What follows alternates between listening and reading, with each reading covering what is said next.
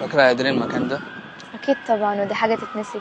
كنا أول مرة نتقابل هنا، يجي من 7 سنين.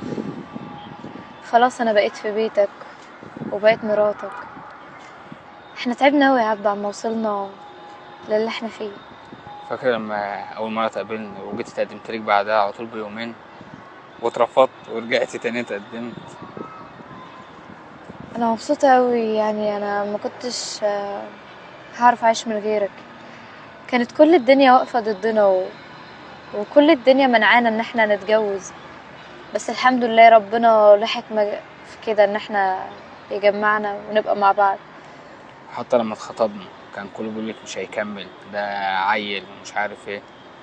اهو اتجوزنا اهوت، كمان ناس ربنا كتير كرم. كانوا هيشمتوا فيا وكانوا بيقولوا سلة بيكي ويومين وهيسيبك، بس الحمد لله. اهو اليومين دولت بقوا 7 سنين. 7 سنين انت في حياتي اهو. تعرف ال7 سنين اللي انا قضيتهم معاك، والله العظيم انت عمرك ما هنتني مرة ولا زعلتني مرة ولا جيت عليا، ودايما كنت مقدرني، مش مخليني محتاجة حاجة، وكفاية تقديرك ليا وكلمتك الحلوة اللي بتقولها لي. يعني انا الفرحة مش مسيعاني، انا مبسوطة قوي اني جيت المكان دوت عشان استرجع ذكرياتنا تاني وكل حاجة حلوة احنا كنا بنعملها مع بعض، شفت انت قلت اهو. وكل مشوار كنا فيه وكل مكان رحنا له وكل حتة مشينا فيها، حاجات كتير قوي حلوة قضيتها ده معاك. وانت قلت اهو. انا بقدرك وشايلك، ولا عمري اقدر ازعلك ولا اخليك في يوم ايه تنامي زعلان، عشان انت عندي في الدنيا كلها. الحمد لله ان احنا ما شمتناش حد فينا، الحمد لله.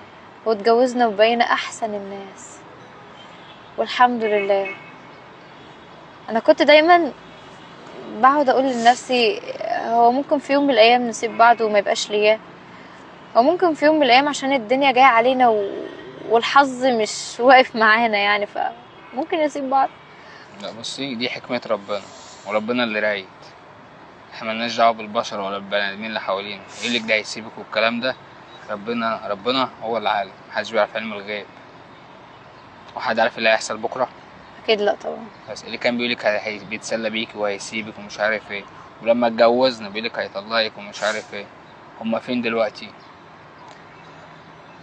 الحمد لله الحمد لله ان انا عايشه حياه سعيده معاك.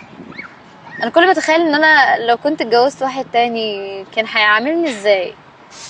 كفايه ان انت مقدرني والله انتي ومخليني ملكه في بيتك. محدش كان هيتجوزك غيري، عشان انتي من نصيبي. تعرف انا كنت دايما والله العظيم بقول لنفسي يا رب يا رب ما تشمتش حد فيا، ما تخيبش املي بان انا اخد الانسان اللي بيحبني وبحبه، ويا رب خلي حياتنا سعيده.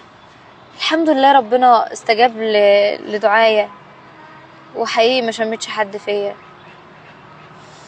وانت كنت قد ثقتي.